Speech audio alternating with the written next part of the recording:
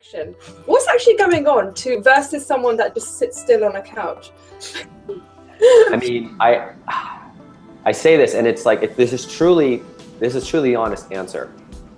The only way I've known how to be successful at anything that I've done has been truly just to put 100% of myself into it. Just dive all the way in. Yeah. And when I haven't done that, when I've kind of taken half measures, I've always failed. And so there are people listening to this that are probably much smarter than I am that say, well, no, there's an easier way to do that. I truly, and this goes to the whole marketing approach, which it's all about doing things that I know that most people aren't willing to do, right? Yeah. Most businesses they're not willing to do it. So I know that if I just do that for me, I take a tremendous amount of solace in that I know that if I just do what everybody else is not willing to do, because it's too much work, that's gonna be successful. And that's proven time and time again. When I learned to speak Chinese nearly fluently, and I did a program, an intensive program in China. And it was a program run by Princeton University.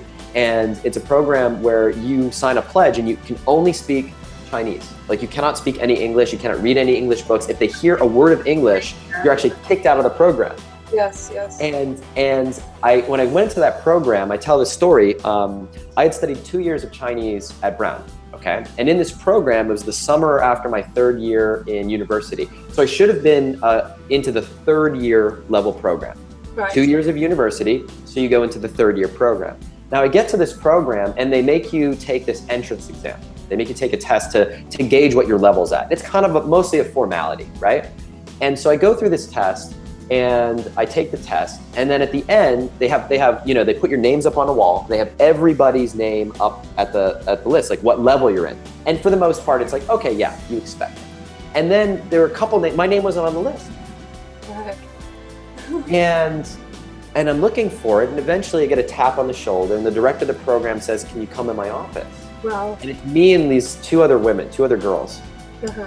And he has them come in, and it's this panel of teachers inside his office, and I'm like panicking now, like what did I do wrong? It's like the first day of class and they're gonna kick me out, you know? I'm panicking, and they said, "You're here because your levels are unexpected based on where you think you should be." And the first two girls were both American-born Chinese, and so their verbal Chinese was almost fluent, but their written Chinese was a little bit kind of weak, and they were actually in higher levels than they thought. So they bumped them up. So they let the first two girls go, and then it's just me. And they said, "Ryan," they said, you think you should be in third year Chinese, but you tested at second year."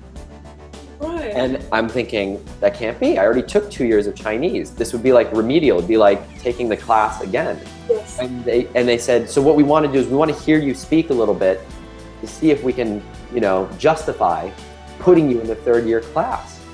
And at this point, I'm feeling so stupid. Yes. I'm thinking like, what did I do? I just spent 2 years of, Brown is like, at the time, it was like $40,000, $50,000 a year, $100,000 of education. You're telling me a year was a waste? Wow. And so I'm in this room, I'm panicking, and long story short, they let me in, but just barely. They let me into third year Chinese. But it had this impression on me forever, and I said, well, I'm the worst kid in the class. I'm like the kid who barely made it in. There's like 40 people in the class. I'm number 40. Right. And I said, I won't swear on your show, but I said, screw this. I'm gonna be the best, and I don't care what it takes. And so what I did is I just worked. I outworked everybody in the program, and I said, you know what? If there's office hours, I'm gonna spend every minute in those office hours with those teachers. And I don't care if those office hours go to 10. And weekends, I'm gonna do bonus time with the teachers. I'm gonna study in my spare time. I'm gonna spend every minute. When kids were out partying and doing whatever and spending time, I said, well, I don't care. I'm gonna do whatever it takes. Right. And I didn't finish as the top kid in the class, but I will tell you this, when I went back to Brown the next year, and I was known as like the kind of kid who had trouble, I come in the first day of class. So what happened is 2 years at Brown, did this intensive summer program in China. So that's my third year. So at Brown, you skip to fourth right. year, right?